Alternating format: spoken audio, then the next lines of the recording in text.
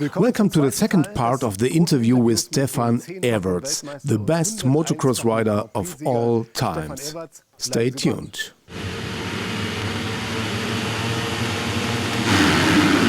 I spoke with him about his very special riding style. He rode extremely smooth, efficient, dancing with the bike, and he also made a lot with his foot.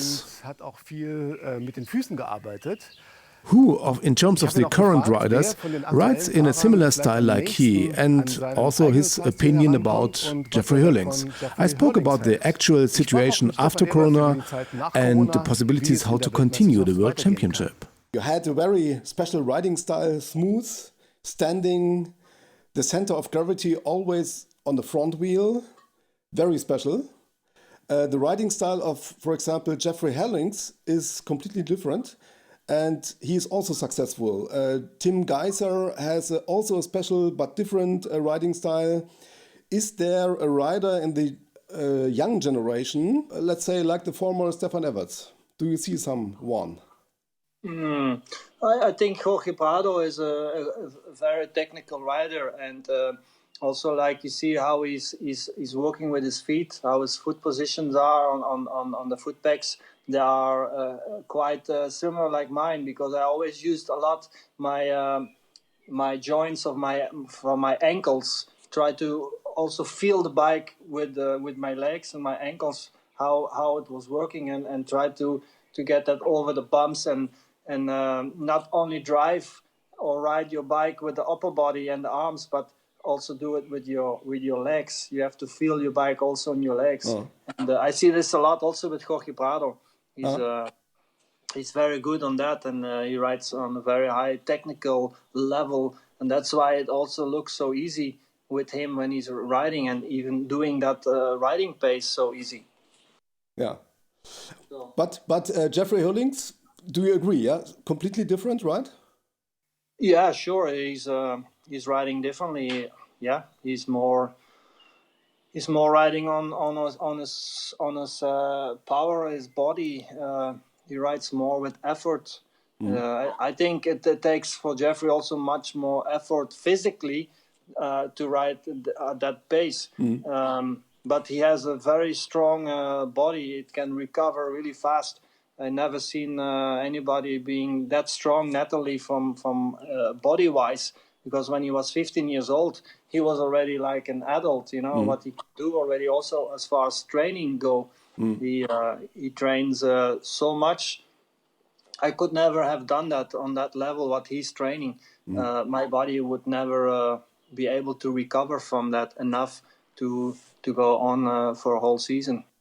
We have our German wonderkind, Ken Roczen, also very technical. What do you think? I mean, Ken was very technical, especially as a young kid. He had that extra that he could give on the bike.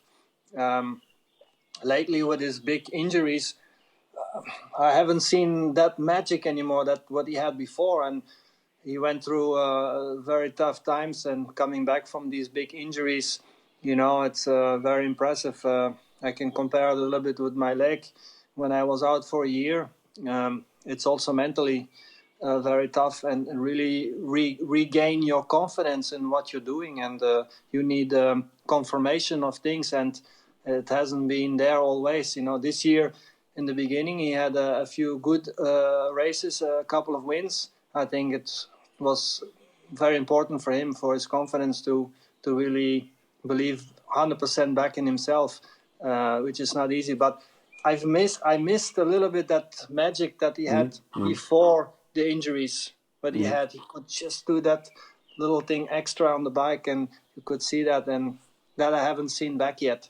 Back to Jeffrey Herlings, because you worked together, or you worked with Jeffrey Herlings for a long time in your KTM time. He declared as his first goal to take your records over. And he is probably one of the best riders at the moment in the sand. And you know him very well, I think. What do you think?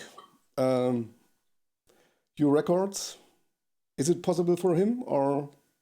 I think it could have been possible a few years ago, when before he had some of his injuries what he had, and he missed a few championships because of that. I think it would have been possible. Right now, I don't know. I mean, Jorge Prado is coming through to the MX GP class, and I think he will be a very strong contender. And not even speaking about Tim Geiger.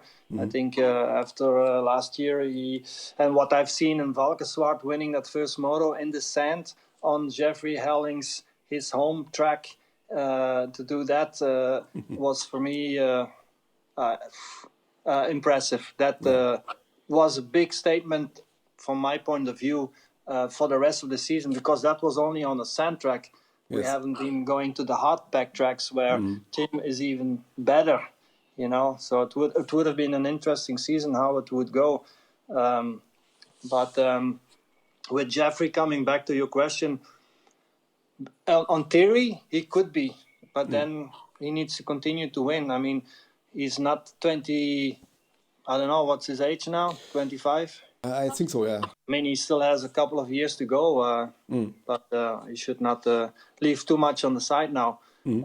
But I see a lot of young kids, other competition coming towards him, which will make it more difficult for him to go and win the next 4 or 5 years. I mean, in a row, eh? Yes. Yeah, so we are back in today. There are also many rumors how to continue the World Championship, and one of these ideas are one-day events or also events without spectators. What do you think about? I don't like all these ideas, no spectators, yes or no. I think we should try and race as much as we still can and try and make it as good as possible for the teams. I mean, everyone will lose. Financially, will lose with this coronavirus. So I think if we can do 5 more GPs and we can do it in Europe, let's do it in Europe. Let's not go to China, go overseas, still bring in these high costs, for the teams, for the manufacturers, for everybody. This is really, really, really tough times. And I think we should try and at least try and race September, hopefully October, November, and maybe beginning December, or maybe stop beginning of December. And if we have 5 more races, then we have 5 more races. Then it's so be it. But at least we had some races. So I would go for that. I also spoke with Jeremy last week. Maybe it's also a chance, a little bit back to the roots, to have more races in Europe, smaller facilities, maybe also other tracks. Yeah, I really miss tracks like in Austria we had Sittendorf, for example. Did you ever rode in Sittendorf also? Never. No, I was there a few times watching to my dad. I know it was a very tricky track, very technical, very hard, rocky, up and down the hills. I raced in Schwanestadt a couple of times. That was also where? Sorry, I didn't understand. Schwanestadt in Austria. That was also Austria. Yeah. That was also really, Schwanenstadt. Okay. Schwanestadt. Yeah. Or other tracks like maybe you know this Zverepec in Slovakia. Did you ride there? Yes, I know that, and it's still existing, that track. We've been there, I think, 3 years ago with Liam. He had a 85 European race. Ah, yeah. Okay. And they still have the big hills. Yes. It's still an awesome track. That's really, really, really cool. Yeah. And I think this uniqueness of tracks is absolutely missing in our race. Yeah, that's the natural terrain tracks that need to stay in the championship. I fully agree. If you all go to these man-built tracks, they will all look the same. They will have the same jumps. They will have the same waves. They will have everything the same. But I mean, if you go to Loket, you have the elevation and you have the off-camber turns. You have the special gravel ground. I mean, that's a very typical Czechoslovakian track, and that's still partly natural. Then you go to a big parking lot, put the sand there, and made that track, and okay, you have cool jumps and all that, but like you say, they all look familiar then. And that's for TV. I also prefer more the real old school natural tracks, and Majora is one of them still. Okay, let's talk about your plans for the future. As I know, you discovered a new, I don't know, is it a business or more a hobby, your gin S72. Well, it all started as a hobby, you know. I enjoy drinking gin, and I've met the wrong people at one point. The distillery Massey nearby. I met those people some years ago, and that's where it all started. So right now, it's a bit of a small business. I wouldn't say I'm living from this business. It's a tough market because you have very big brands who have a lot of money, marketing budgets, and all that. So I'm just a very little gin seller or whatever you can call it.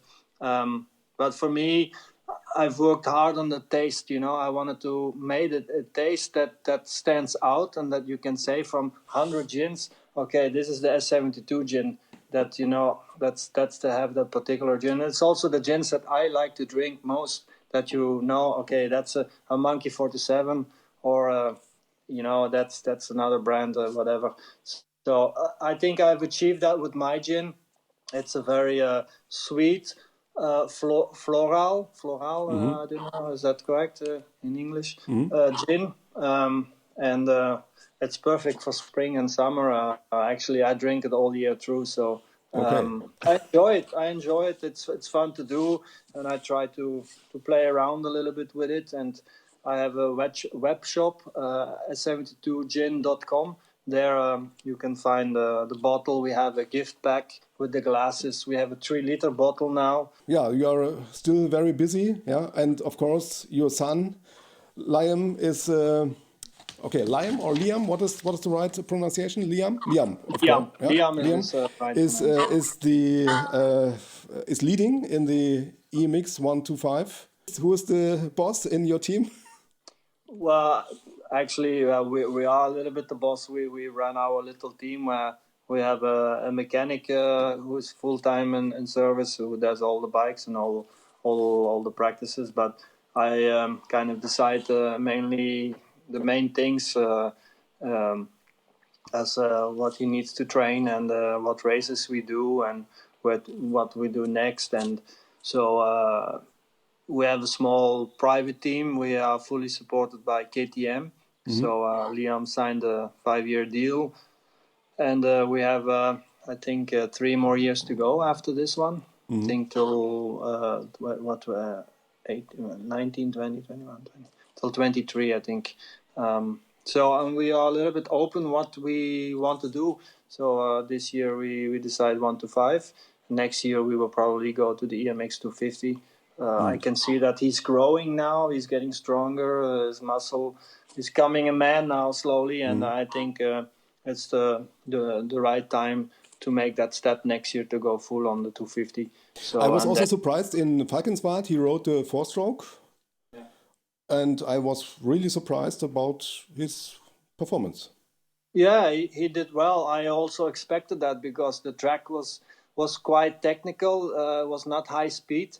I think if it's more high speed, then it would have been more tougher because of the rain they had the past days. It made the track a lot slower and a much more deeper, heavier, technical. And I knew that would suit him. That would be a little bit of an advantage for him. So I wasn't too worried about his riding, and what he did there was very, very good. Yeah, I mean, first moto he was racing for the top 5 already, and the second moto he missed the start. He was in the 20th place, and then he all the way came back to P7. But we hope we can finish off this year the 125 with a couple more races.